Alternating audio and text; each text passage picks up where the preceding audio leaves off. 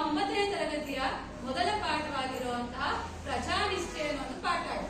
ಈ ಪ್ರಜಾನಿಷ್ಠೆ ಅನ್ನೋ ಪಾಠವನ್ನ ಲೇಖಕರಾದಂತಹ ಶಾಶಿ ಮರುಳಯ್ಯ ಅನ್ನುವಂತಹ ಲೇಖಕರು ಬರೆದಿರುವಂತಹ ನಾಟ್ಯ ಮಯೂರಿ ಅನ್ನುವಂತಹ ಕೃತಿಯಿಂದ ಆರಿಸಲಾದಂತಹ ಈ ಪ್ರಜಾನಿಷ್ಠೆ ಅನ್ನೋ ಒಂದು ಪಾಠವನ್ನ ನಾನಿವತ್ತು ನಿಮ್ಮ ಮುಂದೆ ಹೇಳ್ತಾ ಇದ್ದೀನಿ. ಅಂದ್ರೆ ಕಥೆ ರೂಪದಲ್ಲಿ ನಾನು ಹೇಳ್ತಾ ಇದ್ದೀನಿ, ಕೇಳೋ ಕೆಲಸ ನೀವು ಮಾಡ್ಬೇಕು ಅಂತ. ಹೊಯ್ಸಳ ಸಾಮ್ರಾಜ್ಯದ ಪ್ರಸಿದ್ಧನಾದಂತಹ ದೊರೆ ಯಾರು? ವಿಷ್ಣುವರ್ಧನ. ಈ ವಿಷ್ಣುವರ್ಧನ ಭಾರ ಸಮುದ್ರವನ್ನ ರಾಜಧಾನಿಯಾಗಿ ಮಾಡಿಕೊಂಡು ಆಳ್ವಿಕೆಯನ್ನ ನಡೆಸ್ತಾ ಇದ್ದ. ಆ ರೀತಿ ಆಳ್ವಿಕೆಯನ್ನು ನಡೆಸ್ತಾ ಇರ್ಬೇಕಾದ್ರೆ ಏನಾಯ್ತು, ಇವನ ಏಳಿಗೆಯನ್ನ ನೋಡಿದಂತಹ ಅಕ್ಕಪಕ್ಕದ ರಾಜರೆಲ್ಲರ ಕಣ್ಣುಗಳು ಕೂಡ ಕೆಂಪಾಗಿತ್ತು. ಅದ್ರಲ್ಲೂ ಕೂಡ ಚೋಳರ ಪ್ರಸಿದ್ಧರಾದಂತಹ ದೊರೆಯಾದಂತಹ ಕುಲೋತುಂಗ ಚೋಳನಿನ ಅನ್ನೋ ಒಬ್ಬ ರಾಜ ಇರ್ತಾನೆ. ಆ ಕುಲೋತುಂಗ ಚೋಳ ಗಂಗರ ತಲಕಾಡನ್ನ ವಶಪಡಿಸಿಕೊಂಡ ನಂತರ ಅದನ್ನ ಆದಿಯಮ ಅನ್ನುವಂತ ತನ್ನ ರಾಜ ಪ್ರತಿನಿಧಿಗೆ ವಹಿಸುತ್ತಾರೆ ನೋಡ್ಕೊಳ್ಳೋದಕ್ಕೆ ಅಂತ. ಈ ಕುಲೋತುಂಗ ಚೋಳ ಎಂತ ಮಹಾನ್ ವ್ಯಕ್ತಿ ಆಗಿರ್ತಾನೆ ಅಂದ್ರೆ ತುಂಬಾನೇ ಆಶಾವಾದಿಯಾದಂತ ವ್ಯಕ್ತಿ ಆಗಿರ್ತಾನೆ. ಇಡೀ ಪ್ರಪಂಚವನ್ನೇ ಗೆಲ್ಬೇಕು ಅನ್ನೋ ಮಹದಾಸೆಯನ್ನ ಹೊಂದಿದಂತ ಇವನು ಏನ್ ಮಾಡ್ತಾನೆ, ತಲಕಾಡಿನಲ್ಲಿ ತನ್ನ ಪ್ರತಿನಿಧಿಯಾಗಿದ್ದಾನೆ ಆದಿಯಮ, ಇವನ್ಗೆ ಒಂದು ಪ್ರೋತ್ಸಾಹವನ್ನ ಕೊಡ್ತಾ ಹೋಗ್ತಾನೆ. ಏನಂತ, ವಿಷ್ಣುವರ್ಧನ ಸಾಮ್ರಾಜ್ಯವಾಗಿರುವಂತಹ ಹೊಯ್ಸಳರ ಪ್ರಸಿದ್ಧ ಸಾಮ್ರಾಜ್ಯವಾದಂತಹ ಈ ದ್ವಾರ ಸಮುದ್ರವನ್ನ ನೀನು ವಶಪಡಿಸ್ಕೋಬೇಕು ಅನ್ನುವಂತ ಒಂದು ಪ್ರೋತ್ಸಾಹವನ್ನ ಅವನಲ್ಲಿ ತುಂಬುತ್ತಾನೆ. ಈ ಹಿನ್ನೆಲೆಯಲ್ಲಿ ಆದಿಯಮ ಏನ್ ಮಾಡ್ತಾನೆ, ಪ್ರಾರಂಭದಲ್ಲಿ ಆ ಹೊಯ್ಸಳ ಸಾಮ್ರಾಜ್ಯದ ಸುತ್ತಮುತ್ತ ಇದ್ದಂತ ಸಣ್ಣ ಪುಟ್ಟ ಹಳ್ಳಿಗಳನ್ನೆಲ್ಲ ವಶಪಡಿಸ್ಕೊಂಡಂತ ಅವನು ಏನ್ ಮಾಡ್ತಾನೆ, ಒಂದು ದಿನ ಈ ಹೊಯ್ಸಳರ ರಾಜಧಾನಿಯಾದಂತಹ ಈ ದ್ವಾರ ಸಮುದ್ರದ ಮೇಲೆ ದಾಳಿ ಮಾಡಬೇಕು ಅಂತ ನಿರ್ಧರಿಸ್ತಾರೆ. ಈ ವಿಷಯ ಏನಾಗುತ್ತೆ, ನಮ್ಮ ವಿಷ್ಣುವರ್ಧನ್ಗೆ ಗುಪ್ತಚರರಿಂದ ತಿಳಿದೋಗುತ್ತೆ. ತಿಳಿದಂತ ವಿಷ್ಣುವರ್ಧನ ಏನ್ ಮಾಡ್ತಾನೆ, ಆದಿಯಮ ನನ್ ಮೇಲೆ ದಾಳಿ ಮಾಡೋದಕ್ಕಿಂತ ಮುಂಚಿತವಾಗಿ ನಾನೇ ಯಾಕೆ ಅವನ ಮೇಲೆ ಅಟ್ಯಾಕ್ ಮಾಡಬಾರ್ದು ಅಂತ ನಿರ್ಧಾರ ಮಾಡ್ಕೊಂಡು ಏನ್ ಮಾಡ್ತಾನೆ, ಮಳವಳ್ಳಿಯ ಬಳಿ ಮುಳುಗುತೊರೆ ಎನ್ನುವಂತ ಒಂದು ಸ್ಥಳದಲ್ಲಿ ಏನಾಗುತ್ತೆ, ಆದಿಯಮನಿಗೂ ವಿಷ್ಣುವರ್ಧನಿಗೂ ಘನಘೋರವಾದಂತ ಯುದ್ಧ ಆಗುತ್ತೆ. ಆ ಯುದ್ಧದಲ್ಲಿ ಆದಿಯಮನ ಸಾವಾಗುತ್ತೆ. ಸಾವಾದ ತಕ್ಷಣ ಏನಾಗುತ್ತೆ, ಆ ಯುದ್ಧದಲ್ಲಿ ಭಾಗವಹಿಸಿದಂತಹ ಚೋಳರ ಒಂದು ಸೈನ್ಯ ಎಲ್ಲ ದಿಕ್ಕಾಪಾಲಾಗೋದು. ಈ ಮೂಲಕ ಏನಾಗುತ್ತೆ, ತಲಕಾಡು ವಿಷ್ಣುವರ್ಧನನ ಕೈವಶವಾಗುತ್ತೆ. ವಿಷ್ಣುವರ್ಧನ ಕೈವಶವಾದಂತ ತಲಕಾಡನ್ನ ವಿಷ್ಣುವರ್ಧನ ಪ್ರಜೆಗಳೆಲ್ಲರೂ ಕೂಡ ಲೂಟಿ ಮಾಡೋಣ ಅನ್ನೋ ಸಲಹೆಯನ್ನ ಕೊಡ್ತಾರೆ. ಆಗ ವಿಷ್ಣುವರ್ಧನ ಹೇಳ್ತಾನೆ, ಇಲ್ಲ, ಇದು ಯೋಧ ಧರ್ಮವಲ್ಲ, ಯುದ್ಧ ಧರ್ಮವಲ್ಲ. ಗೆದ್ದಂತ ರಾಜ್ಯವನ್ನ ನಾವು ಲೂಟಿ ಮಾಡೋದು ಯುದ್ಧ ಧರ್ಮವಲ್ಲ. ನಾವು ಮಾನವೀಯತೆಯನ್ನ ಮರಿಬಾರದು.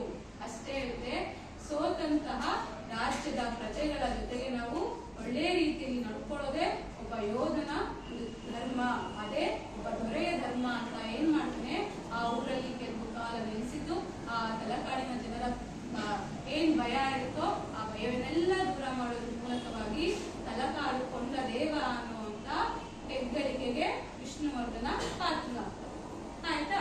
ಈಗ ಏನಾಯ್ತು, ವಿಷ್ಣುವರ್ಧನ ಆ ತಲಕಾಡನ್ನ ಅಂದ್ರೆ ತಲಕಾಡನ್ನ ವಶಪಡಿಸಿಕೊಳ್ಳೋ ರೀತಿಯಲ್ಲಿ ಆದಿಯಮನ ಜೊತೆ ಯುದ್ಧವಾದಂತಹ ಸಂದರ್ಭದಲ್ಲಿ ಸಾಮ್ರಾಜ್ಯವಾದಂತಹ ದ್ವಾರ ಸಮುದ್ರವನ್ನ ಯಾರು ನೋಡ್ಕೋತಾ ಇದ್ರು? ಹೌದಲ್ವಾ?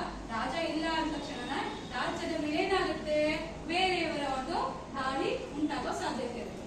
ಆಗ ವಿಷ್ಣುವರ್ಧನ ಏನ್ ಮಾಡ್ತಾನೆ, ತನ್ನ ರಾಣಿಯಾದಂತಹ ಶಾಂತಲಾ ದೇವಿಯನ್ನ ಹಾಗೂ ಕುಮಾರ ಇವರ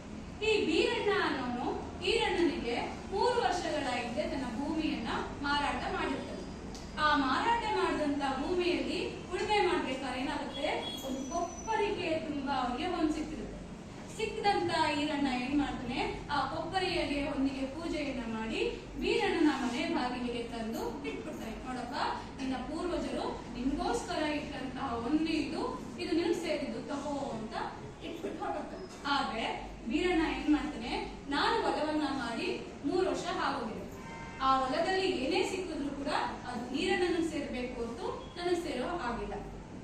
ನನಗೆ ಅರ್ಥ ಆಗ್ತಿದ್ಯಾ? ಅದು ಈರಣ್ಣನಿಗೆ ಸೇರ್ಬೇಕು, ನನಗೆ ಸೇರೋ ಆಗಿಲ್ಲ ಅಂತ ಹೇಳ್ತಾನೆ. ಆಗ ಆ ಊರಿನ ಜನರೆಲ್ಲರೂ ಕೂಡ ಕೇತುಮಲ್ಲ ನಾಯಕ ಮತ್ತೆ ದೈವದವರು, ಅಂದ್ರೆ ದಪ್ಪವಾದಂತ ಮೀಸೆಯನ್ನಿದ್ರಲ್ಲ ಅವನು ಕೇತುಮಲ್ಲ ನಾಯಕ, ಹಾಗೆ ಹಿಂದೆ ಇರೋರೆಲ್ಲ ದೈವದವರು. ದೈವದವರು ಅಂದ್ರೆ ಊರಿನ ಮುಖಂಡರು, ಹಿರಿಯರು. ಇವರೆಲ್ಲ ಏನ್ ಮಾಡ್ತಾರೆ, ಈ ಒಂದು ಸಭೆಯ ಅಂದ್ರೆ ಈ ರಾಜ್ಯದ ಹಿನ್ನೆಲೆಯಲ್ಲಿ ಆ ಸಭೆಯನ್ನ ಸೇರಿರ್ತಾರೆ. ಆಗ ವೀರಣ್ಣ ಹೇಳ್ತಾರೆ, ನೋಡಿ ಮಹಾಸ್ವಾಮಿ, ಒಂದು ಸಾರಿ ಏನು ಒಂದು ಬಾಯಿಗೆ ಎಲೆ ಅಡಿಕೆಯನ್ನ ಹಾಕೊಂಡು ಅದನ್ನ ಹುಗಿದ ನಂತರ ಹುಗಿದಂತಹ ಎಲೆ ಅಡಿಕೆಯನ್ನ ಮತ್ತೆ ಎತ್ಕೊಂಡು ಬಾಯಿಗೆ ಹಾಕೋತಾರ, ಅದೇ ರೀತಿಯಾಗಿ ನಾನು ಈರಣ್ಣನಿಗೆ ಹೊಲವನ್ನ ಮಾರಾದ ನಂತರ ಆ ಹೊಲದಲ್ಲಿ ಏನೇ ಸಿಕ್ಕಿದ್ರು ಕೂಡ ಅದು ಈರಣ್ಣನಿಗೆ ಸೇರಿದ್ದು, ನನಗೆ ಸೇರಿದಲ್ಲ.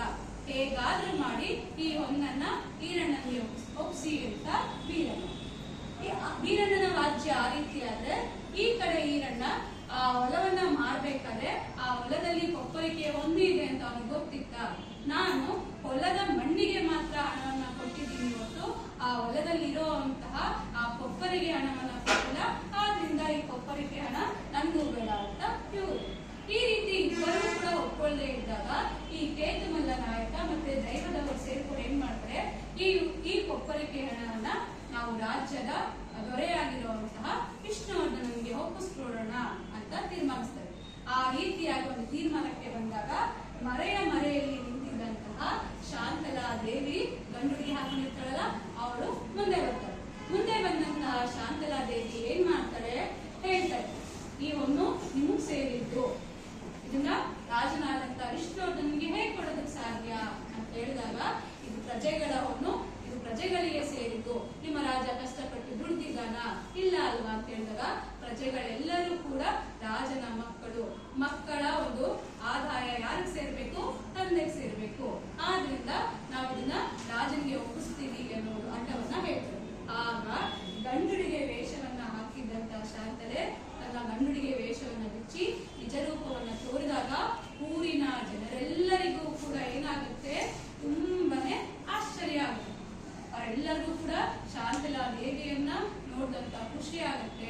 ಜೊತೆಗೆ ಶಾಂತಲಾ ದೇವಿಗೆ ಏನ್ ಮಾಡ್ತಾರೆ, ಇದಕ್ಕೆ ನೀವೇ ಒಂದು ತೀರ್ಮಾನವನ್ನ ಕೊಡಿ ಅಂತ ಹೇಳ್ತಾರೆ. ಆಗ ಶಾಂತಲಾ ದೇವಿ ಏನ್ ಮಾಡ್ತಾರೆ, ನನಗೆ ಬಹುದಿನದಿಂದ ಒಂದು ಆಸೆ ಇದೆ.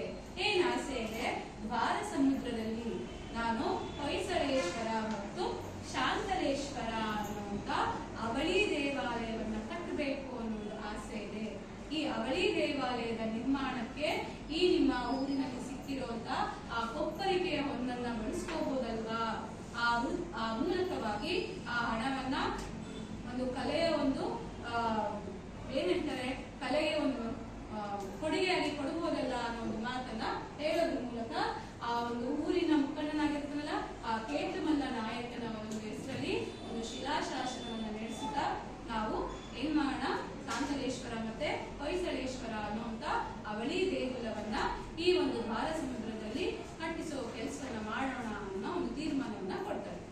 ಈ ಪಾಠದಲ್ಲಿ ನಾವು ಏನ್ ತಿಳ್ಕೊತಿದ್ದೇವೆ, ರಾಜ ಹೇಗೆ ಪ್ರಜೆಗಳನ್ನ ತನ್ನ ಮಕ್ಕಳಾಗಿ ಕಾಣ್ತಾ ಇದ್ದ ಅನ್ನೋದನ್ನ ಭಾಗ 1ರಲ್ಲಿ, ಅಂದ್ರೆ ಹೇಗೆ ಕುಲೋತ್ತುಂಗ ಚೋಳನ ರಾಜಪ್ರತಿನಿಧಿಯಾದ ಆದಿಮನನ್ನ ಸೋಲಿಸಿ ತಲಕಾಡನ್ನ ವಶಪಡಿಸಿಕೊಂಡಾಗ ತನ್ನ ಸೈನಿಕರೇ ಲೂಟಿ ಮಾಡೋಣ ಅಂತ ಹೇಳಿದ್ರು ಕೂಡ ಅದಕ್ಕೆ ಒಪ್ಕೊಳ್ಳಲ್ಲ. ಇದು ರಾಜ ಪ್ರಜೆಗಳನ್ನ ಹೇಗೆ ನೋಡ್ಕೊತಾ ಇದ್ದ ಅಂತ ಹೇಳಿದ್ರೆ, ಅದೇ ರೀತಿಯಾಗಿ ಪ್ರಜೆಗಳು ಕೂಡ ತಮ್ಮ ರಾಜನನ್ನ ದೇವರಾಗಿ ಕಾಣ್ತಾ ಇದ್ರು. ತಮಗೆ ಸಿಕ್ಕಂತ ಒಂದನ್ನ ತಮ್ಮ ಸ್ವಾರ್ಥಕ್ಕೆ ಬಳಸ್ಕೊಳ್ದೇನೆ ರಾಜನಿಗೆ ಕೊಡ್ಬೇಕು ಅನ್ನುವಂತ ಒಂದು ತೀರ್ಮಾನವನ್ನು